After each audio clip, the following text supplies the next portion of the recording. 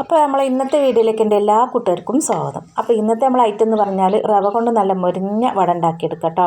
അപ്പോൾ റവ മിക്സിൻ്റെ ജാറിലേക്ക് അങ്ങോട്ട് ഇട്ട് കൊടുക്കുന്നുണ്ട്. ഇട്ട് കൊടുത്തിട്ട് നമുക്കത് നല്ലോണം ഒന്ന് പൊടിച്ചെടുക്കണം.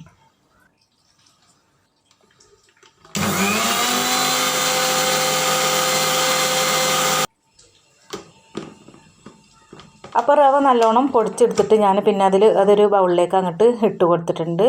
പിന്നെ അതിലേക്ക് ഞാൻ കുറച്ച് അരിപ്പൊടിയും കൂടി ചേർത്തിട്ടുണ്ട്. 2 സ്പൂൺ അരിപ്പൊടിയും ചേർത്തിട്ടുണ്ട്. പിന്നെ ഒരു തക്കാളി അരച്ചതാണ് ചേർത്ത് കൊടുക്കുന്നത്. പിന്നെ അതാ മല്ലിയിലയും പച്ചമുളകും കറിവേപ്പിലയും കൂടി ചെറുതായിട്ടൊന്ന് അരിഞ്ഞിട്ട് അതും ഇട്ട് കൊടുക്കുന്നുണ്ട്. പിന്നെ നമ്മൾ അതിലേക്ക് കുറച്ച് ഒരു നുള്ള് അപ്പസോഡ അതും കൂടി ഇട്ടിട്ട് പാകത്തിനുള്ള ഉപ്പ് ഇട്ട് കൊടുക്കുന്നുണ്ട്. പിന്നെ ഇതാ കുറച്ച് ഗരം മസാലയും കൂടി ചേർത്തിട്ടുണ്ട്. ഒരു ഇത്തിരി മഞ്ഞൾപ്പൊടിയും കൂടി ചേർത്ത് കൊടുക്കാം.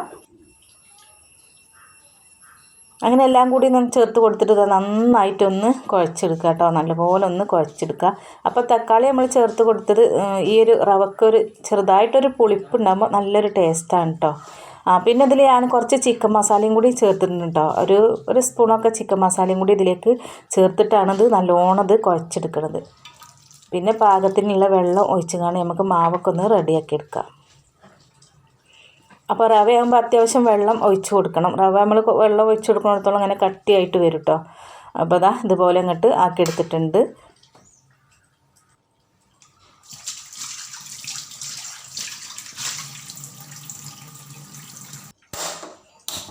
ഇനി നമുക്കത് പൊരിച്ചെടുക്കാം കേട്ടോ. അപ്പോൾ സിമ്പിളായിട്ട് പെട്ടെന്ന് ഉണ്ടാക്കാൻ പറ്റിയിട്ടുള്ളൊരു എന്താ പറയുക 4 മണി ചായക്കൊക്കെ പറ്റിയിട്ടുള്ളൊരു കടി തന്നെയാണ് കേട്ടോ. അപ്പോൾ എണ്ണയൊക്കെ നന്നായിട്ട് ചൂടായിട്ടുണ്ട്. നമുക്ക് സ്പൂണോട്ട് കൈയോട്ടൊക്കെ ഇങ്ങനെ കൈയോട്ട് നുള്ളി ഇട്ട് കൊടുത്താലും മതി. പിന്നെ സ്പൂണോട്ട് കോരി ഇട്ട് കൊടുക്കാം കേട്ടോ.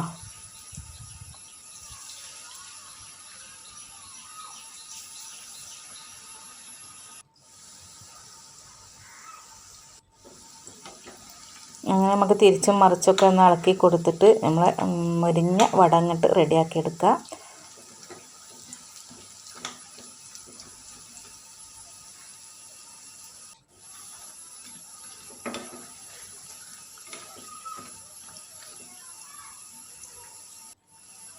അങ്ങനെ നമ്മൾ ആദ്യം ഇട്ട് കൊടുത്തിട്ടുള്ള നമ്മളെ വട റെഡി ആയിട്ടുണ്ട് കേട്ടോ. നല്ല ഒരു കളറൊക്കെ ആയി വന്നിട്ടുണ്ട്.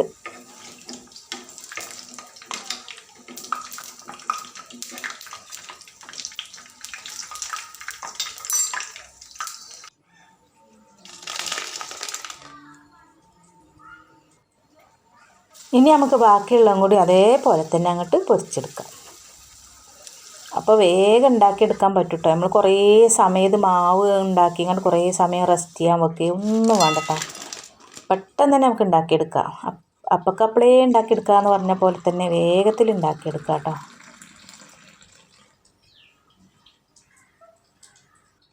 അങ്ങനെ നമ്മൾ മുരിമുരിഞ്ഞ വട കേട്ടോ.